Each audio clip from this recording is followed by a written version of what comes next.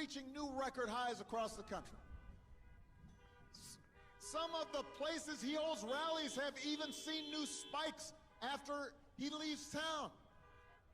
There was just a study by Stanford University that just came out showing thousands of people are likely to have gotten sick because of these rallies he's holding.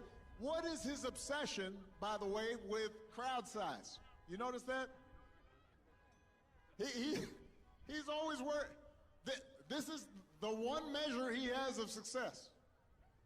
He's still worrying about his inauguration crowd being smaller than mine. It really bugs him. He's still talking about that. Does he have nothing better to worry about? Did no one come to his birthday party when he was a kid? Was he traumatized? What's with the crowds? Well, you know, I've had crowds before, you know. Had quite a few. But you know, when a country's going through a pandemic, that's not what you're supposed to be worrying about. And that's the difference between Joe Biden and Trump right there. Trump cares about feeding his ego. Joe cares about keeping you and your family safe. And he's less interested in feeding his ego with having big crowds than he is making sure he's not going around making more and more people sick. That's what you should expect from a president.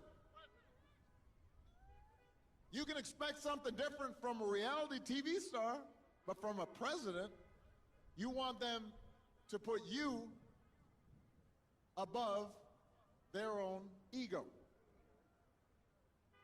Look, here's the truth, Michigan.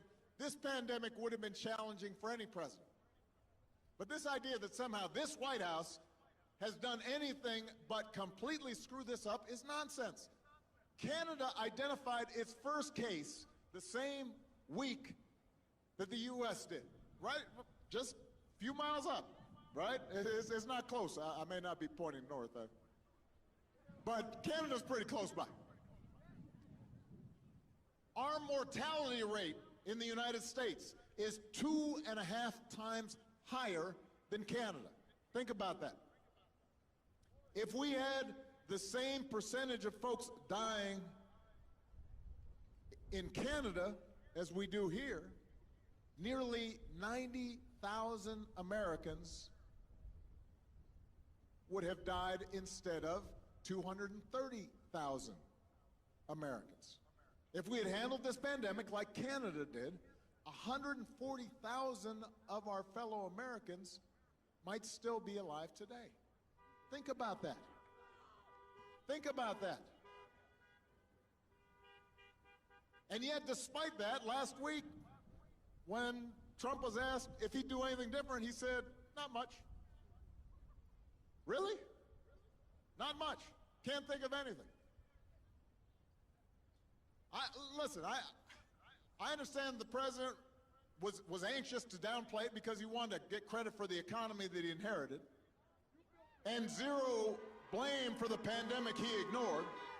But it doesn't work that way. The job doesn't work that way.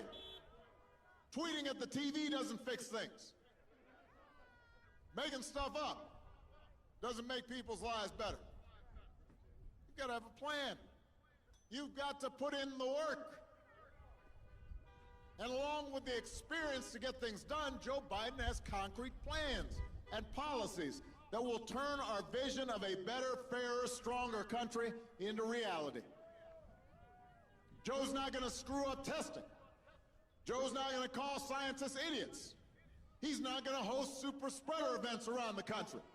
What Joe will do is get this pandemic under control with a plan to make testing free and widely available, to get a vaccine to every American cost-free, and make sure our frontline heroes never have to ask other countries for the equipment that they need. That's what Joe Biden will do.